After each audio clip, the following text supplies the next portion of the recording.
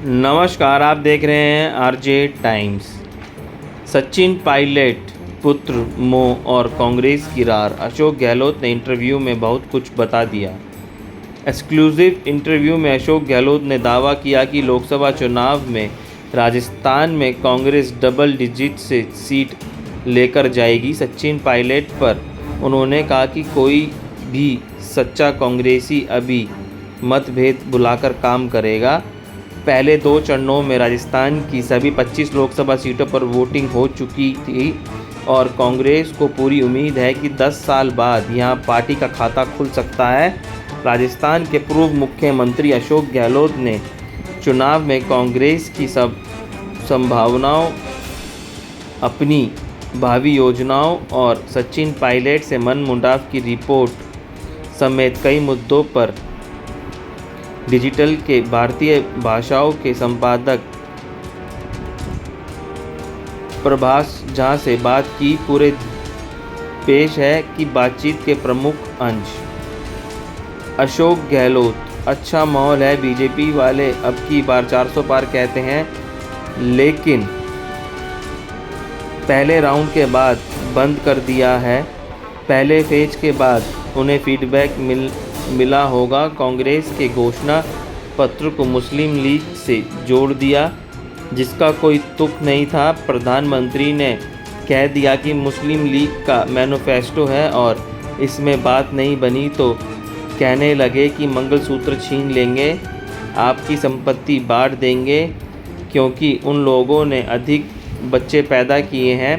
कहने का मतलब ये है कि प्रकोष्ठ रूप से चुनाव का ध्रुवीकरण करने की कोशिश की, लेकिन कामयाब नहीं हो पाए।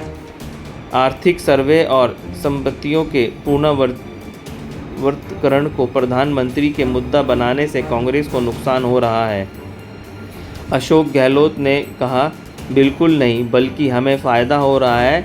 इससे लोग घोषणा पत्र को पढ़ रहे हैं और समझ रहे हैं कि घोषणा पत्र वास्तव में ऐतिहासिक है। राहुल गांधी ने 2 यात्राएं की, उनमें कई अच्छे सुझाव आए।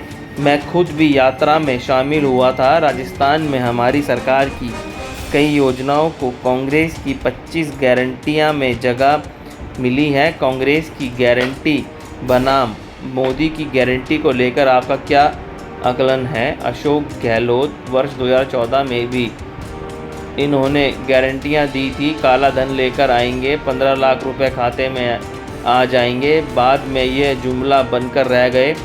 ये भी कहा था कि किसानों की आमदनी दोगुनी कर देंगे, प्रति वर्ष 2 करोड़ नौकरी देंगे। इस तरह तो 10 वर्षों में 20 करोड़ नौकरियां मिल जानी चाहिए थी, लेकिन 1 करोड़ भी मिली क्या? और अभी कई बातें उन्होंने कही थी कि ये सब बातें भी मोदी की गारंटी थी। लोकपाल की बात हुई थी, इसके नाम पर दिल्ली के केजरीवाल की सरकार आ गई। इन्हीं सब कारणों से इस बार पब्लिक का मूड कांग्रेस की गारंटियों पर अधिक विश्वास करने का है, इसलिए पूरे देश में इंडिया गठबंधन का माहौल है। इन लोगों ने 400 पार का नारा देना बंद कर दिया है। ये लोग 250 भी पार कर जाएं तो बड़ी बात होगी। आप 250 सीट दे रहे हैं। राहुल गांधी ने कहा कि बीजेपी 150 पार नहीं करेगी। अशोक गहलोत, यही तो कह रहा हूँ कि 250 सीट भी आ जाए तो बड़ी बात होगी। आपने अरविंद केजरीवाल की बात की, उनसे गठबंधन को लेकर आपकी पार्टी के कई नेता असहज हैं। दिल्ली के अध्यक्ष अरविंद सिंह लवली ने इस्तीफा दे दिया है। क्या गठबंधन से पहले लोगों को भरोसा में नहीं लिया गया था? अशोक गहलोत ने कहा, इस पर कुछ नहीं बोलूँगा क्योंकि मैं उस समिति का सदस्य नहीं हूँ जिसमें गठबंधन को लेकर फैसला होता है। जब इस गठबंधन की बात हुई थी तो लवली और अजय माकन भी मौजूद थे। लवली ने किस संदर्भ में क्या बातें कही हैं ये भी मुझे पता नहीं है, इसलिए मैं कुछ नहीं बोलना चाहूँगा। चुनाव प्रचार के दौरान आपने कहा था कि कांग्रेस इस बार राजस्थान में दोहाई के आंकड़ों में आएगी, वोटिंग हो चुकी है, अब आपका आकलन क्या है? अशोक गहलोत ने कहा, जैसे कि मैंने कहा था कि डबल डिजिट में हमारी सीटें आएंगी, पर 10 से 25 अब तक डबल डिजिट ही है। कोई एक नंबर जो आप बताना चाहें? अशोक गहलोत ने कहा, हमेशा नई नई बातें आती रहती हैं, ऐसे में आपको कैसे बताएं? पहले 9-10 की बात थी, जिन सीटों पर हम कमज़ोर थे उन पर भी हम मुकाबले में आ गए हैं। अब असल बात तो 4 जून को ही सामने आएगी। आपने अपनी पार्टी के एक नेता सचिन पायलट के बारे में कहा था कि वह हमारी सरकार को अस्थिर करने की कोशिश कर रहे हैं। अभी भी आप दोनों के बीच वैसी स्थिति है या संबंध सुधर हुए हैं? अशोक गहलोत, देखिए वो एक अलग चैप्टर है और इस पर चर्चा पार्टी हित में नहीं है। अभी लोकसभा चुनाव चल रहा है और हम कोशिश करते हैं कि कहीं से कोई ऐसा मौका ना आए कि लोगों को लगे कि हमारे बीच में असहमतियां हैं। थोड़ी बहुत असहमतियां हो सकती हैं, पर हमने इस रूप में व्यवहार किया है जिससे संदेश जाए कि सब मिलकर चुनाव लड़ रहे हैं। यही पार्टी के हित में है और देश के हित में भी है। मेरा व्यक्तिगत तौर पर मानना है कि अभी जो देश में स्थिति है, हम कहते हैं कि लोकतंत्र खतरे में है, संविधान की धज्जियां उड़ रही हैं, सीबीआई ईडी के माध्यम से सरकार चलाई जा रही है, 2 मुख्यमंत्री जेल में हैं, कांग्रेस के बैंक खाते सीज कर दिए गए हैं। ऐसे माहौल में जो सच्चा कांग्रेसी होगा वो चाहेगा कि हमारी पार्टी कामयाब हो। पसंद नापसंद मुद्दा नहीं है। उन्होंने ये भी बयान दिया था कि जालौर में आपके बेटे वैभव गहलोत का प्रचार करना चाहते थे, लेकिन आपने कहा ही नहीं। अशोक गहलोत, मैं इस बारे में कोई बात नहीं करना चाहता। लोकेश शर्मा के प्रकरण को लेकर आप पहले कुछ कह चुके हैं, उन्होंने अब आपको कटघरे में खड़ा किया है। अशोक गहलोत, मैं समझ नहीं पा रहा हूँ कि वह क्या बोले हैं और उन्हें ऐसा बोलने की क्या ज़रूरत पड़ी। मुख्य बात तो जो उन्होंने कहा कि सीएम ऑफिस से फ़ोन सर्विलेंस पर रखे गए। मैं केवल इतना जानता हूं कि एमपी एमएलए के फ़ोन हमारे यहाँ कभी सर्विलेंस पर नहीं रखे जाते। मेरे कार्यकाल में कभी ऐसा नहीं हुआ है, लेकिन 3 साल पहले जब ऑडियो वायरल हुआ तब आप लोगों ने यह कहकर मामले को दबा दिया कि सोशल मीडिया के जरिए वायरल हुआ है। क्या ये बेहतर नहीं होता कि आपकी सरकार उस समय इसका जांच करवाती? अशोक गहलोत, एक केस चल रहा है दिल्ली के अंदर, लेकिन वो तो गजेंद्र सिंह शेखावत ने किया था। अशोक गहलोत ने कैसे, तो यही है ना कि लोकेश शर्मा के खिलाफ जो उन्होंने केस किया है, इसी मुद्दे को लेकर किया है, उनके खिलाफ यहाँ जांच चल रही है, लेकिन शेखावत वाइस सैंपल नहीं दे रहे हैं। हाई कोर्ट ने भी कहा कि आप वॉइस सैंपल दे दीजिए। मामला न्यायालय में विचाराधीन है, तो इस पर कुछ नहीं कहूँगा।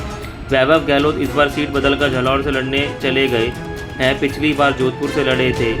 ये किसका फैसला था, आपका या वैभव का? अशोक गहलोत ने कहा, वर्ष 2019 में भी जालौर से ही चुनाव लड़ना था, लेकिन हमने एक राजनीतिक रूप से मुश्किल फैसला लिया। हमें पता था कि जोधपुर एक मुश्किल सीट होगी, जीतने की संभावना नहीं है। उस वक्त माहौल कांग्रेस के काफ़ी खिलाफ था और हमें लगा कि वैभव अगर जोधपुर से लड़ेंगे तो अच्छा मैसेज जाएगा और हमारे चुनाव अभियान को धार मिलेगी।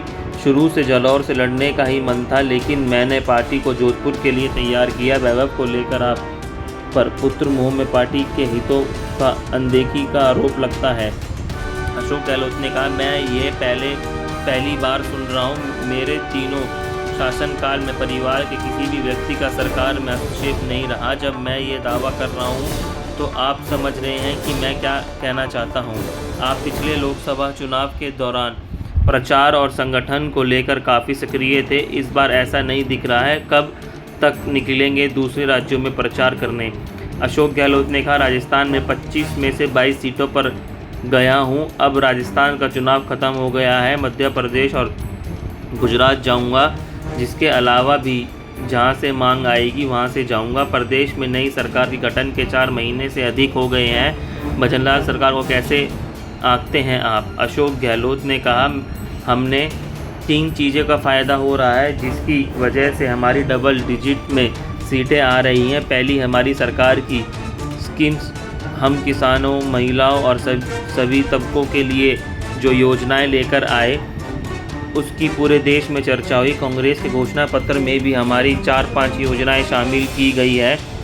दूसरा फ़ायदा मिल रहा है, बचनलाल का वो नए हैं और उन्हें अनुभव नहीं है। मुख्यमंत्री तो बना दिया गया है, लेकिन रिमोट कंट्रोल से चलाया जा रहा है, लेकिन गलती उनकी नहीं है, बीजेपी हाईकमान की है। जनता के बीच संदेश गया कि डीमी मुख्यमंत्री हैं, डिस्पोक्टो मुख्यमंत्री मुख्य सचिव हैं, उनकी सरकार में चलती है। ये लोकतंत्र के लिए अच्छा नहीं है। संविधान के हिसाब से चुने गए लोगों को काम करना होता है। आप सलाह दे सकते हैं पर पूरी तरह से रिमोट नहीं चला सकते। वो काम कैसे करेगा? भजनलाल काम नहीं कर पा रहे हैं। तीसरा पॉइंट है, मोदी और उनके नेताओं ने विधानसभा चुनाव में इतने झूठ बोले, लेकिन अब सच सामने आ रहा है। हमें लोकसभा चुनाव में इसका भी फ़ायदा मिल रहा है। वसुंधरा राज्य होती तो चुनाव आपके लिए मुश्किल होता। वसुंधरा होती तो बीजेपी को उनके अनुभव का फ़ायदा मिलता, इसमें कोई दो राय नहीं है। लेकिन यह चुनाव केंद्र का है, इसलिए वह होती तो भी हमारी सीट डबल डिजिट में ही आती। बहुत बहुत धन्यवाद। आगे टाइम्स को देखने के लिए लाइक सब्सक्राइब ज़रूर करें।